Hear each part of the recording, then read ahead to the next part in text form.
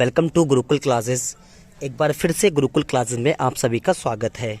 देखो, आज next concept पे बात करेंगे।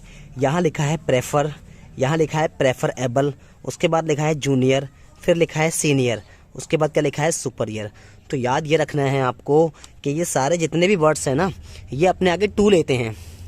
इस बात को आपको खास ख्याल रखना है। प्रेफरेबल का मतलब होता है अधिक पसंद करने योग्य। तो याद ये रखना है कि सारे जितने वर्ड्स मिलते ना, इनके आगे आपको टू लगाना होता। बस ये बात आप जहन में रखना होता। इस एग्जाम्पल के माध्यम से ये चीज़ आप बेहतर समझ सकते हैं।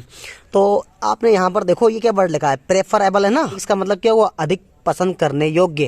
कह रहे हैं जो मिल्क है ना, वो ज़्यादा पसंद करने योग्य है। किससे? चाय से। लेकिन यहाँ पर कंपेयर किससे की गई है? देखो, देन से की गई है। आपको याद ये रखना है, यही आपकी मिस्टेक है। ये जो रॉन्ग पॉइंट है ना, रॉन्ग पॉइंट यही है। इसको करेक्ट करके दिखाना है आपको। तो याद रखना है कि जितने भी सारे वर्ड्स मिलते, प्रेफरेबल हो, प्रेफर हो, जूनियर हो, सीनियर हो, सुपरियर हो, अगर ये सारे वर्ड्स मिलते हैं तो आपको टू का यूज़ करना है। तो सही करने के लिए क्या करना होगा आपको लगाना होगा मिल्क, उसके बाद आप इज लगा लीजिए, फिर आपको मोर लगाना है, उसके बाद आप क्या लगा लीजिए, प्रेफरेबल लगा सकते हैं, है ना। लेकिन याद ये रखना है, ये देन को हटाकर आपको टू लगाना है, 2T। तो ये है आपका करेक्ट आंसर। एक और एग्जांपल आपके पास में है। तो देखें यहाँ पर क्या लिखा है, सुपरियर वर्ड मिला आपको, है ना। आपको सुपरियर वर्ड मिला और यहाँ पर देखिए क्या लगा है, देन लगा है। मतलब क्या हो गया, अच्छा दिस पेन, ये जो पेन है ना, वो सुपरियर है, मतलब ज़्यादा बेहतर है देन दैट। दैट का मतलब है उस वाले पेन से। अब याद ये रखना है कि जब भी ये सारे वर्ड्स मिलेंगे ना आपको, तो देन नहीं लगाना होता, आपको लगाना टू लगाना है आपको। अब देखें आप ध्यान से, आपको यहाँ लगाना है दिस, उसके बाद आपको पेन लगाना है, फिर इज लगा लीजिए, उसके बाद सुपरियर लगा लीजिए, है ना। फिर आपको देन को हटाकर टू लगा देना है और डेट लगा देना है। आपका सेंटेंस करेक्ट हो गया। एक वर्ड यहाँ पर हेयर है। हेयर का मतलब क्या होता है, बाल होता है। बस आपको याद इतनी सी बात रखनी है कि ये जो हेयर बर्ड होता है ना, ये अनकाउंटेबल होता है। क्या होता है? अनकाउंटेबल। एक चीज़ होती है काउंटेबल और एक क्या होती है, अनकाउंटेबल, जिसको हम गिन नहीं सकते। तो भाई गिन नहीं सकते, वो चीज़ हेयर में आती है, आपको याद ये रखना है। अच्छा, हेयर की बात करें तो हेयर का याद ये रखना है कि हेयर का सिंगुलर और हेयर का प्लूरल दोनों यही होते हैं। आपको ऐसा नहीं करना है कि इसमें एस लगा देना है। अगर आपने ऐसा कर दिया HAIRS, तो ये वर्ड आपका गलत हो जाए। हेयर्स नहीं होता है, ठीक है ना। हेयर स्टाइल बोलते हैं, आपने खुद सुना होगा हेयर स्टाइल। हालांकि बाल बहुत सारे होते हैं, लेकिन हम भी फिर भी क्या कहते हैं, हमारे बाल बहुत सारे होते हैं, फिर भी हम क्या बोलते हैं, हेयर स्टाइल बोलते हैं ना। तो याद ये रखना है कि हेयर का प्लूरल हेयर्स नहीं हो सकता। बस हेयर प्लूरल भी लगा लीजिए और सिंगुलर की भी लगाना है आपको। तो यहाँ पर जब आप देखेंगे क्या लिखा है, हिज हेयर, उसके जो बाल हैं ना वो ब्लैक हैं और खूबसूरत हैं। तो भैया ये देखो, ये है हेयर्स। बता रखा है कि आप कभी भी ऐसे नहीं कहते हैं हेयर स्टाइल बहुत अच्छी है, हम हमेशा बोलते हैं हेयर स्टाइल बहुत अच्छी है, ठीक है। हेयर सैलून भी बोलते हैं बहुत से लोग, हेयर सैलून। तो याद ये रखना है कि एस बट नहीं आना, तो यही मिस्टेक है इसके अंदर, इसको सही कर लीजिए आप।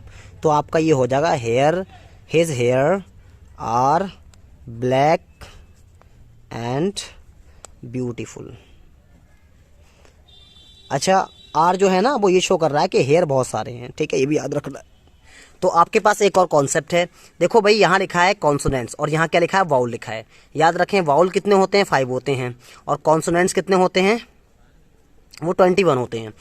अब वाउल है ना, वाउल याद रखना, जब भी आपको वाउल मिलेगा तो आपको एन लगाना होता है, ठीक है ना। अच्छा, वो पहचानेंगे कैसे, ऐसा नहीं समझना आपको कि ए देख लिया, ई देख लिया, आई देख लिया, ओ देख लिया या यू देख लिया और जैसे ये देखा एन लगा दिया। ऐसा नहीं करना है आपको ये देखना है। देखो, छोटे आ से लेकर जो भी ये लिखा है, मेरे समझ में क्या बोलते हैं इसको पता नहीं है मुझे, जो भी लिखा है अंगा बोलते हैं ना, क्या बोलते हैं, आ बोलते हैं, जो भी कहते हैं, तक की हिंदी वाली आवाज़ जो होती है ना, आवाज़, अगर इनकी आवाज़ निकलती है तो आपको एन लगाना है। इसको देख कर के एन नहीं लगाना, बस ये बात याद रखना है, जैसे करेक्ट करके दिखाना है।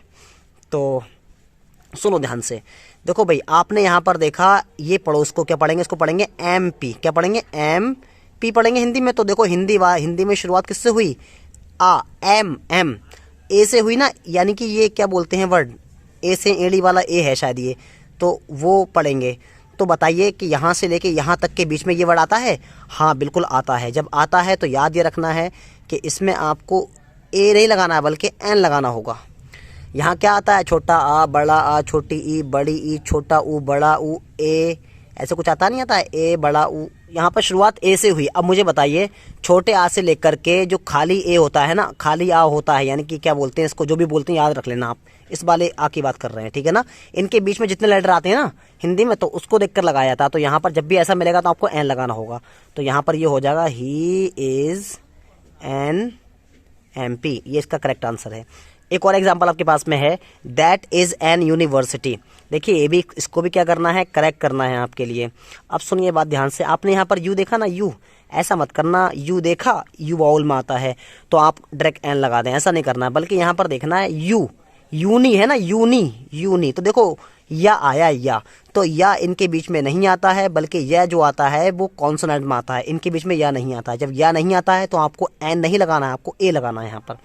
तो ये हो जाएगा दैट इज अ यूनिवर्सिटी, है ना, ये इसका करेक्ट आंसर है। तो कॉन्सेप्ट आपके सामने है क्या, एक होता है इन द वे, एक होता है ऑन द वे। आपको समझना यह है गलत क्या है सही क्या है। एक बात याद रखना, देखो भाई ऑन द वे, वे का मतलब रास्ता होता है ना, रास्ता होता है, ये बात याद रखना है। वे का मतलब रास्ता होता है। अच्छा हम लोग रास्ते पर होंगे या रास्ते में होंगे, याद ये रखना है आपको। हम लोग रास्ते पर होते हैं, रास्ते में नहीं होते हैं। लोग कहते हैं ना, अरे मैं अभी रास्ते में हूँ, तो रास्ते में नहीं हूँ, रास्ते पर होता है इंसान। तो याद ये रखना है आपको, ये जो है वो सही है और ये जो है वो गलत है। तो कभी भी अगर आपको अगर आपको कभी इन द वे मिलता है तो वो गलत होता है। इसको करेक्ट करके दिखाना है आपको, ये गलत है ये, ठीक है ना। तो याद रखना है आपको कि शी मेट, वो मिली, मी मुझे मिली, इन द वे नहीं मिली, रास्ते में नहीं मिली, रास्ते में नहीं मिली, रास्ते के कोई अंदर थोड़ी नहीं है वो, रास्ते पर है। तो ऑन द वे लगाना है आपको, ऑन द वे, आपको ये चीज़ याद रखनी है, सही है ना। तो ऐसे तो छोटी छोटी बातें हैं बस इस सेंटेक्स के अंदर जो आपको याद रखनी होती हैं।